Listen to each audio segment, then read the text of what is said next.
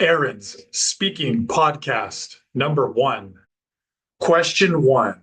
Some people believe that it's important to have a variety of hobbies, while others argue that it's better to focus on one hobby.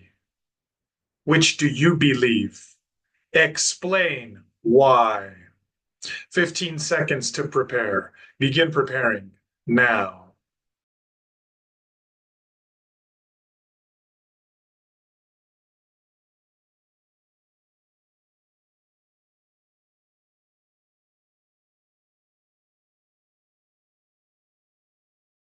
Time. 45 seconds to speak. Begin speaking now.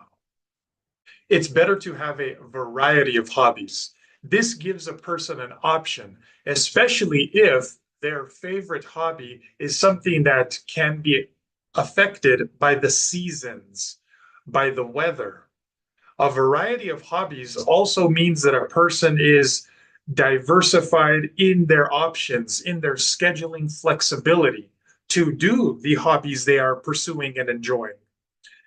When a person focuses only on one hobby, it limits the total amount of hobby they can get, enjoyment, progress, community with other hobby members. It limits the total amount time. If you're hearing this, it's because you're getting the podcast from somewhere other than the podcast's website, and therefore will only be getting the first part of the episode.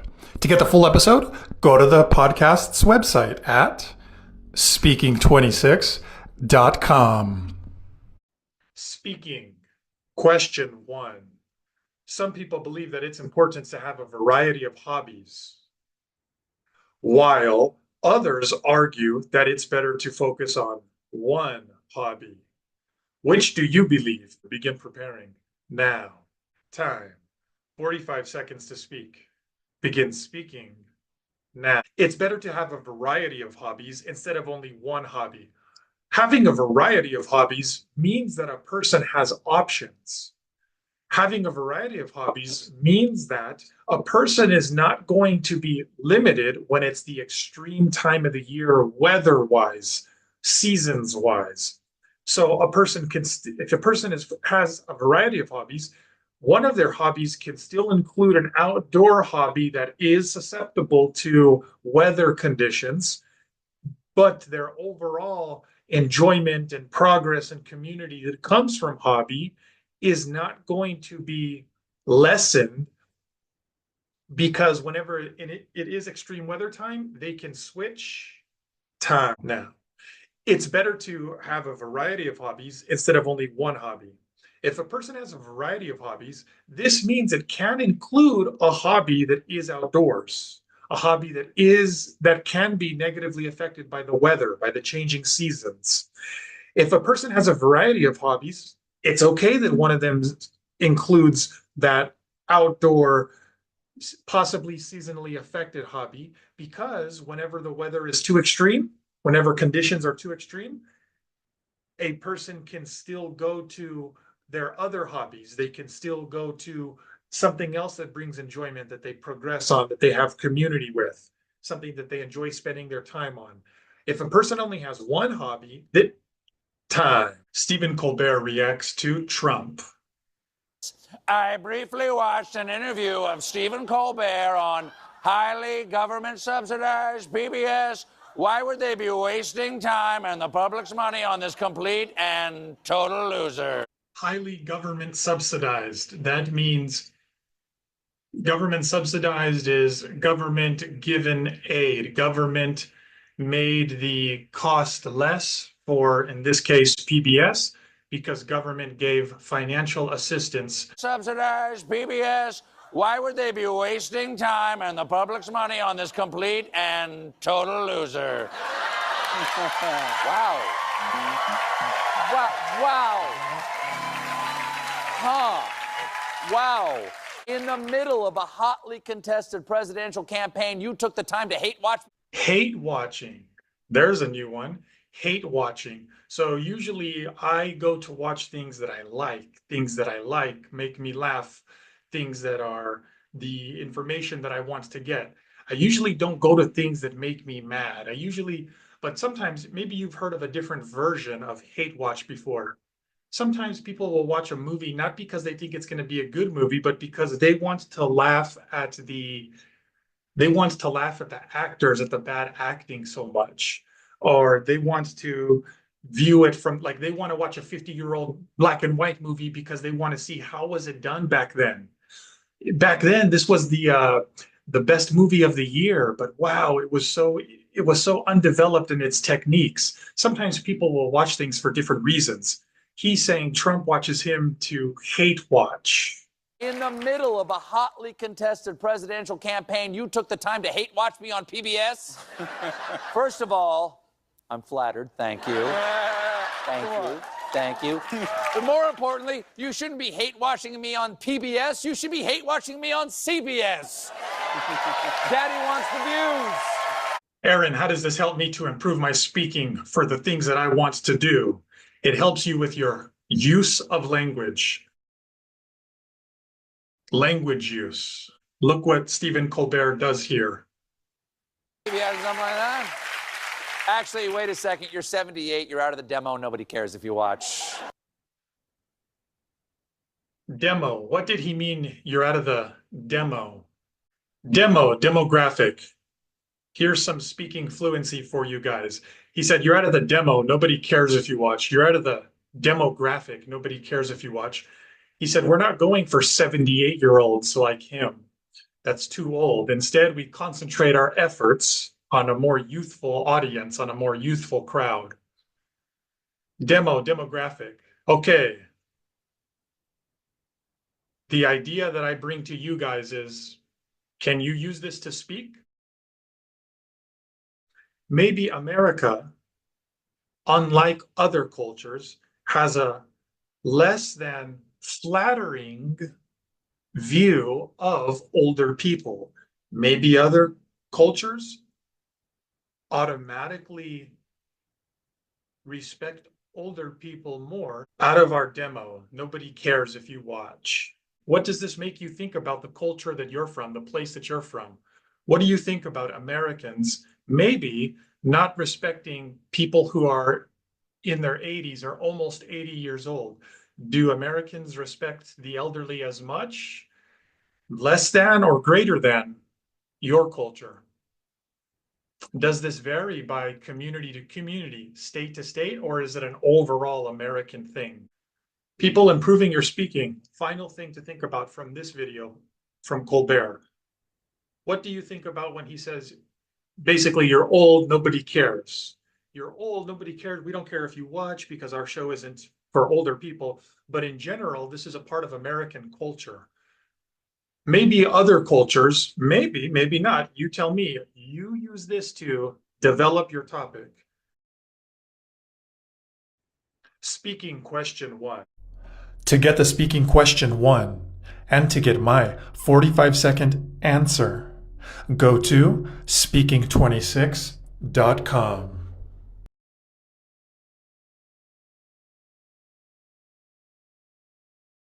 I have showed the most amount of people passing, getting 26 on TOEFL speaking than anybody else has. And when I say show, I mean real people like you can see and hear Michelle here, not just a post that may be real or not, but a person that you can see and hear. The speaking templates are wrong. Because to get 26 on speak, and when you see somebody who did get 26 on speaking or above, and they tell you they use the speaking template, they did not get 26 on TOEFL IBT speaking because of the speaking template. No, they got 26 on TOEFL IBT speaking in spite of the limiting nature of the speaking template. They got 26 on TOEFL IBT speaking because their speaking fluency was so good, is so good, that it was able to overcome the limiting structure that is speaking templates. I never got 26 using AI website. Okay, but you did on the real test after meetings with me. Yeah, yeah. If you want to see more videos with people giving you their best advice on how they got their 26 on TOEFL IBT speaking,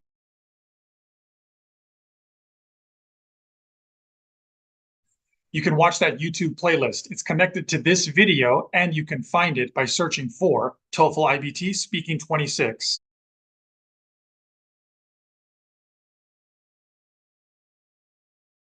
You can also find it by going through speaking26.com. These are people who before were not getting 26 on TOEFL speaking and after did get 26 and pass their tests. I asked them, hey, can you give your best advice to people who are still taking the test? How did you go from not passing to passing? When I read about the TOEFL exam, I didn't really think much of it. I just thought, okay, straightforward thing. It's an English exam. How difficult can it be? The pharmacy board needs specifically 26 in speaking. I used to change the template. Maybe this is more advanced, so I will use this the next exam, and I try to practice this for maybe a month or two to be able to master it, to say it without thinking. Every time I found myself getting maybe less score or the same score. It doesn't make any difference to just change the templates and use different introductory words. It didn't make any difference for me. Some of my friends advised me to start taking sessions with you. This helped me in passing my TOEFL exam. Aaron helped me to pass and get 26. Aaron, actually, any words will not be enough. But really, I'm very thankful. 26 in speaking, and I finally got it, and I'm so excited to get to the next step in my pharmacist license. Look at my accent, look at people who got 26. So just surround yourself with people who motivate you. Look, I passed. That bit that's missing is probably the most important bit to get you to 26. Yes. And that's the bit where Aaron, I felt, helped me realize where I was going wrong. And that bit where I was going wrong, I think it goes for everyone. It doesn't matter whether you speak English is your first language or not. That bit that was missing is something everyone really needs to understand in order to get that 26. Once you are in the level that you need to become advanced in order to get the 26, you need to get rid of the templates. Template will hinder your ability to deliver the question, because it shows that you are reading something or you are not speaking, you are reading. I was using completely different template or different way. I started to apply your way, and once I started to practice your way, oh, it's easy for me. That was really good for me. It really helped me because with this in my mind, I could speak faster, and because I was confident. It's challenging, but after you pass it, the feeling of victory, it's worth it. As English is my first language, I thought the speaking templates would be enough to get me the 26 that I needed. Unfortunately, it wasn't, and I only scored a 23. Your lack of getting 26 is not due to your speaking ability. It has been due to your less than optimal strategy. Get rid of the training wheels. The templates were like, oh my God, why did they create those templates? Aaron, you are a big helpful for students like us. We need somebody to stir revolution in our heart inside, give life to our conversation. And this will never happen through other sites, like they have exact traditional pattern, the template, first, second, for example. Don't say, for example, the second time, for instance. Really? And robot, I felt myself without life. I don't have the freedom to speak. You don't have to worry that much about how can I mention 2 reasons with 2 details or 2 examples. It's too much for me. You help students to increase their fluency. Instead of following that speaking template or any other speaking template, trust your fluency. For the students who are taking with you, trust this guy. He's amazing. He will shift or improve your level as soon as possible. Like just jump my score from 23 to 26, like this. How many hours I took with you? 5. Look at this. 5 hours in 2 weeks. I passed my test. I was surprised that I passed after 5 sessions together. I hope you keep inspiring and helping more pharmacists and more other students to achieve their goal and become a professional here in the United States. If I had just, found you earlier. For people who's really, they have concern and they need to do it very fast, go to the original, the source of help. Go to Aaron. He's the guy. He was the guy for me. And hopefully he's the guy for you. And he'll set you straight. He'll tell you what you need to do to get that 26